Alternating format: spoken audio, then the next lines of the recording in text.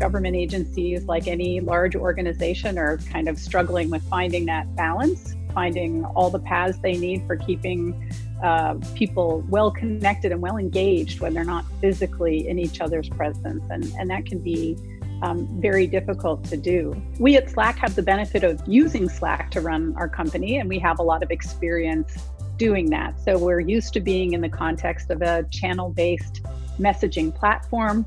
We're used to managing our projects in that content. So we are used to seeing all this richly featured data in a stream before us, with all the people who are engaged in the topic in one place, and all of that information is searchable. So we're very attuned to kind of that immersed digital context for the work we do. So moving into a remote environment, we feel like we have a leg up on other organizations that aren't working in that way.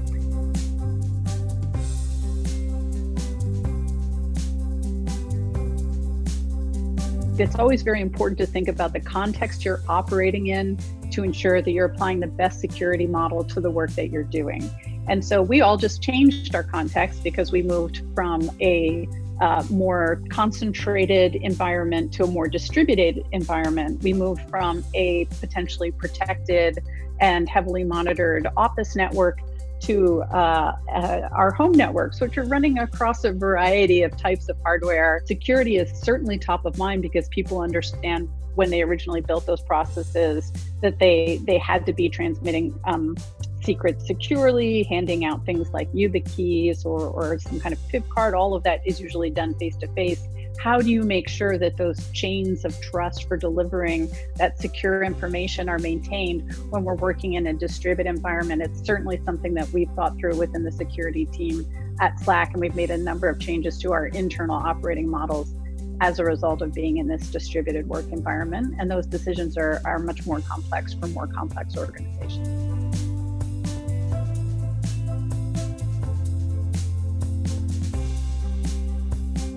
Slack has been a security-minded company for a very long time. I was hired to work at Slack 3.5 years ago.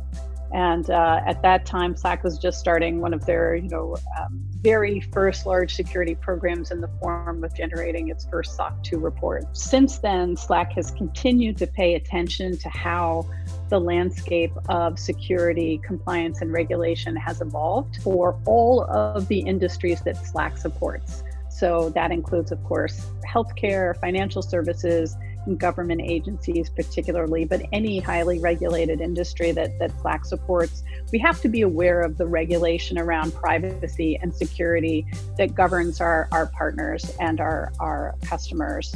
And of course, the vendors that we rely on as well. And so we take that whole ecosystem into account when we're designing our security program. That security program is aware of all of those things and is constantly being evolved in anticipation of increasing regulation around security and privacy.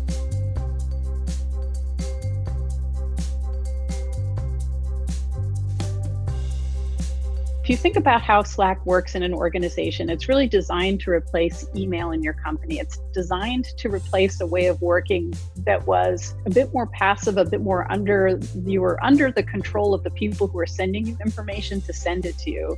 Whereas within Slack, you can adopt a culture of information transparency that lets the people in the organization go out and reach for the organization that they need, go and find the information that they need to find. You bring all of that information together and it's searchable. The first search I ran in Slack when coronavirus came up within one of our executive leadership meetings was pandemic plan, and I found it, right? It was right. I didn't know I'd ever need it, but someone whose job it was to figure that out had figured that out. They had created the plan, and with one quick search, there it was. I found it.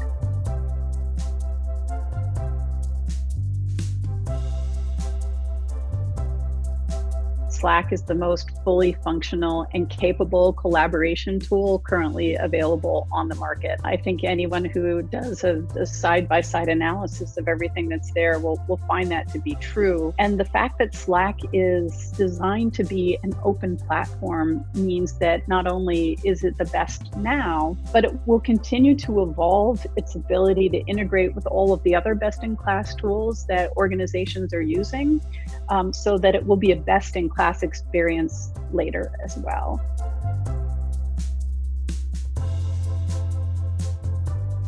We have long aligned our security program to the NIST 853 standard, which is the standard that's the foundation of the FedRAMP authorization program. So when we saw the opportunities in the public sector, we were very pleased to begin working with our partners at the FedRAMP PMO to learn what Slack's path might be to getting a FedRAMP authorization. We were very excited when they brought forward the original program that allowed us to do the FedRAMP low authorization in a really reasonable amount of time for an organization like Slack. And we have since built on that capability, and we're currently in progress for FedRAMP moderate authorization that we expect to be announcing in a very, very short period of time. But we recognize that's not the sum total of everything that we need or could offer to our partners in the government sector. And I think that we're very excited to be supporting organizations that we know are on the front lines of responding to the very changing world that we're living in.